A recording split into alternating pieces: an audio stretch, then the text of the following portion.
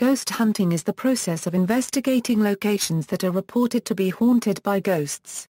Typically, a ghost hunting team will attempt to collect evidence that they see as supportive of paranormal activity.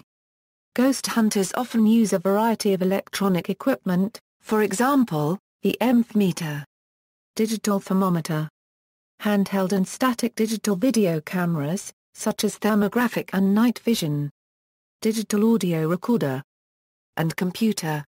Traditional techniques such as conducting interviews and researching the history of a site are also employed.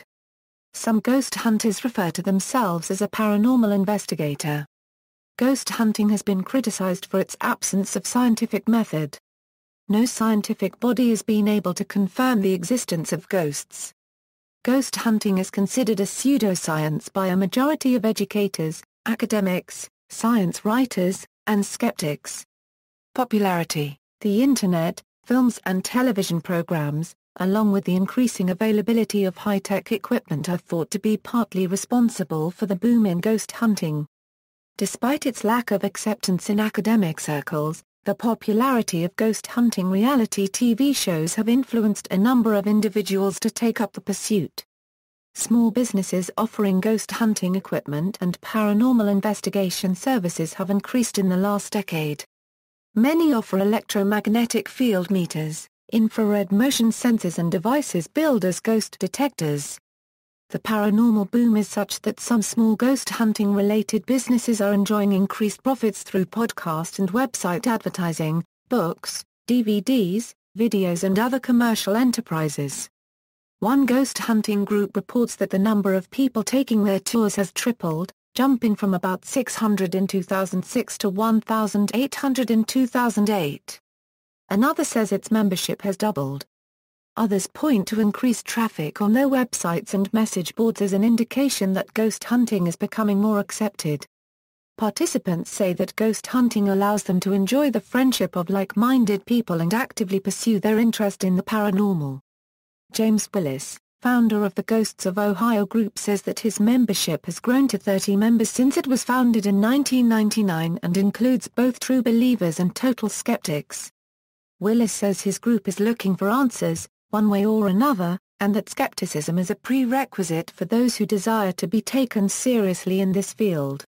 Author John Potts says that the present-day pursuit of amateur ghost hunting can be traced back to the spiritualist era and early organizations founded to investigate paranormal phenomena, like London's The Ghost Club and a Society for Psychical Research, but that it is unrelated to academic parapsychology.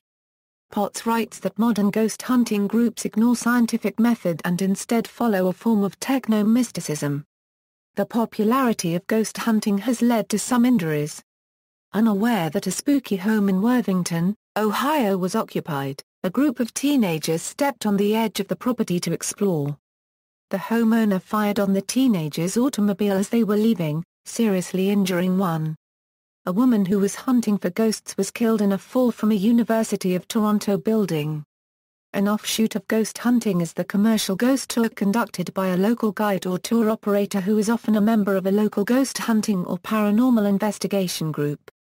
Since both the tour operators and owners of the reportedly haunted properties share profits of such enterprises, some believe the claims of hauntings are exaggerated or fabricated in order to increase attendance. The city of Savannah, Georgia is said to be the American city with the most ghost tours, having more than 31 as of 2003. Belief statistics according to a survey conducted in October 2008 by the Associated Press and Ipsos, 34% of Americans say they believe in the existence of ghosts. Moreover, a Gallup poll conducted on June 6, 2005 showed that one-third of Americans believe that ghosts exist, with belief declining with age. Having surveyed 3 countries, the poll also mentioned that more people believe in haunted houses than any of the other paranormal items tested, with 37% of Americans, 28% of Canadians, and 40% of Britons believing. In 2002, the National Science Foundation identified haunted houses, ghosts, and communication with the dead among pseudoscientific beliefs. Skepticism. Many ghost hunting groups say they find evidence of something they can't explain through scientific or natural means, Yet critics question ghost hunting's methodology, particularly its use of instrumentation, as there is no scientifically proven link between the existence of ghosts and cold spots or electromagnetic fields. According to skeptical investigator Joe Nickel, the typical ghost hunter is practicing pseudoscience. Nickel says that ghost hunters often arm themselves with EMF meters, thermometers that can identify cold spots, and wireless microphones that eliminate background noise, pointing out the equipment being used to try to detect ghosts is not designed for the job. The least likely explanation for any given reading is it is a ghost, maintains Nickel. Orbs of light that show up on photos, he says, are often particles of dust or moisture. Voices picked up by tape recorders can be radio signals or noise from the recorder, and EMF detectors can be set off by faulty wiring or microwave towers. According to investigator Benjamin Radford, most ghost hunting groups including the Atlantic Paranormal Society make many methodological mistakes. After watching episodes of Ghost Hunters and other similar programs, it quickly becomes clear to anyone with a background in science that the methods used are both illogical and unscientific. Anyone can be a ghost investigator, failing to consider alternative explanations for anomalous phenomena, considering emotions and feelings as evidence of ghostly encounters. Improper and unscientific investigation methods, for example using unproven tools and equipment, sampling errors, ineffectively using recording devices, and focusing on the history of the location, and not the phenomena. In his article for Skeptical Inquirer magazine, Radford concludes that ghost hunters should care about doing a truly scientific investigation. I believe that if ghosts exist, they are important and deserve to be taken seriously. Most of the efforts to investigate ghosts so far have been badly flawed and unscientific and, not surprisingly, fruitless.